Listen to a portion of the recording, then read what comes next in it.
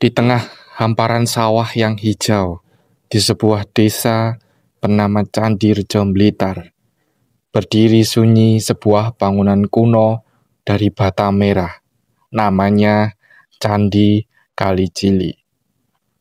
Tidak setinggi Borobudur, tidak sebesar Penataran, namun setiap bata yang menyusunnya adalah saksi bisu kejayaan Majapahit di masa lampau.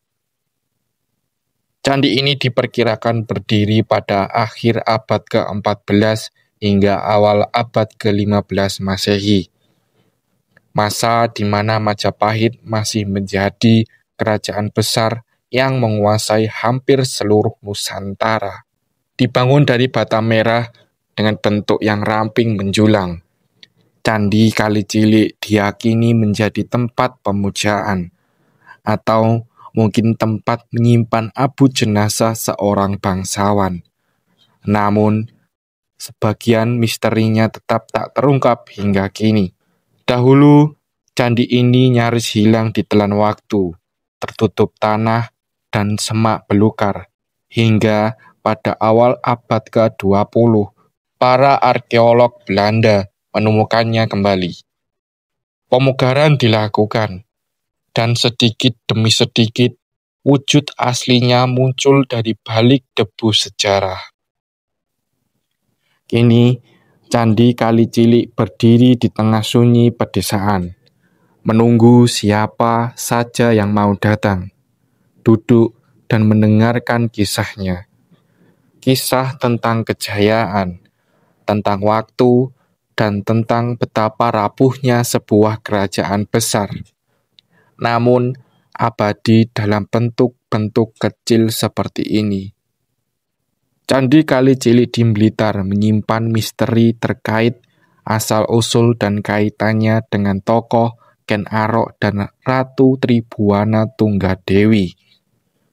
Beberapa sumber menyebutkan bahwa candi ini mungkin merupakan tempat pendarmaan Ken Arok, sementara yang lain mengaitkannya dengan pemugaran yang dilakukan oleh Ratu Tribuana Tunggadewi.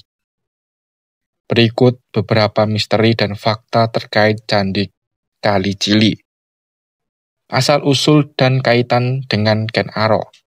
Beberapa pendapat meyakini bahwa Candi Kali Cili adalah tempat pendarmaan Ken Arok, pendiri kerajaan Singasari, yang dalam kitab Negara Kertagama disebut sebagai Kagenengan menurut Blitar Kawentar. Desa Genengan yang berdekatan dengan candi juga menjadi petunjuk penting dalam mengungkap misteri ini. Pemugaran oleh Tribuana Tunggadewi. Angka tahun 1271 Saka yang terdapat di candi diduga merupakan tahun pemugaran yang dilakukan oleh Ratu Tribuana Tunggadewi dari Majapahit, bukan tahun pembangunan awal. Bentuk dan bahan bangunan. Candi Kali Cili didominasi oleh batu bara merah dengan beberapa bagian dari batu andesit, menurut Blitar Kawentar. Bentuknya yang mirip dengan candi-candi Singasari menguatkan dugaan bahwa candi ini lebih tua dari masa Majapahit dan memiliki fungsi selain sebagai tempat peribadatan. Candi ini juga diduga berfungsi sebagai tempat pendarmaan atau tempat pemakaman abu kremasi raja dan memiliki ornamen kala. Hiasan kala kepala raksasa di keempat sisi candi merupakan ciri khas candi-candi Hindu Siwa. Pada ambang pintu tertulis angka tahun 1271 Saka atau 1349 Masehi. Pada atap bagian dalam candi terdapat lambang Surya Majapahit. Lambang Surya Majapahit ini adalah simbol yang menggambarkan matahari bersudut 8 dengan lingkaran di tengah yang berisi dewa-dewa Hindu. Lambang ini sering ditemukan pada reruntuhan bangunan dari masa kerajaan Majapahit dan diyakini sebagai lambang kerajaan.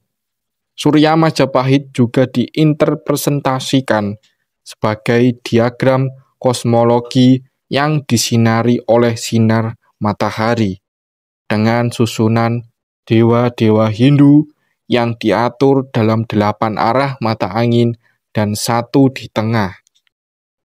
Dari Blitar yang tenang, kisah ini mengalir menyusuri Brantas, melintas bumi Kediri, menjangkau pesisir Madura, menyebar hingga ujung Sumatera dan Maluku, mengikat Nusantara dalam satu cerita. Menutup perjalanan hari ini, marilah kita jaga bukan hanya Candi Kali Cilik, tetapi juga jiwa yang dikisahkan dalam Babat Kediri, agar cahaya sejarah tetap menyala dari tanah Jawa untuk seluruh bumi Nusantara.